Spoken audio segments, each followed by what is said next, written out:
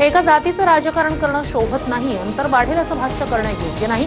छगन भुजबळ यांच्या वक्तव्यावर शरद पवारांची प्रतिक्रिया. उद्धव ठाकरेंनी घालवलेलं ओबीसींचं राजकीय आरक्षण आम्ही आणलं, ओबीसींच्या हिताचे निर्णय घेतले, मुख्यमंत्री फडणवीसांचं विरोधकांना प्रत्युत्तर.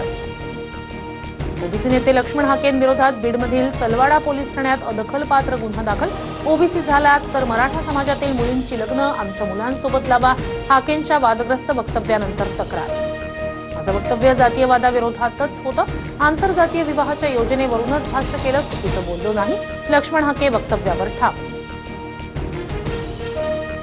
बीडच्या पिंपळनेरमधील गोरक्ष देवडकरांची आत्महत्या. ओबीसी आरक्षण संपत असल्याच्या भावनेतून आत्महत्या. गोरक्ष देवडकरांची मुलगी पोलीस भरतीची तयारी करत होती, नातेवाईकांची माहिती. लातूरच्या निलंगामधील दादगी गावात पित्याची आत्महत्या. मुलांसाठी महादेव कोळी जात प्रमाणपत्र मिळत नसल्यानं शिवाजी मेळले यांनी जीवन संपवल्याचा नातेवाईकांचा दावा.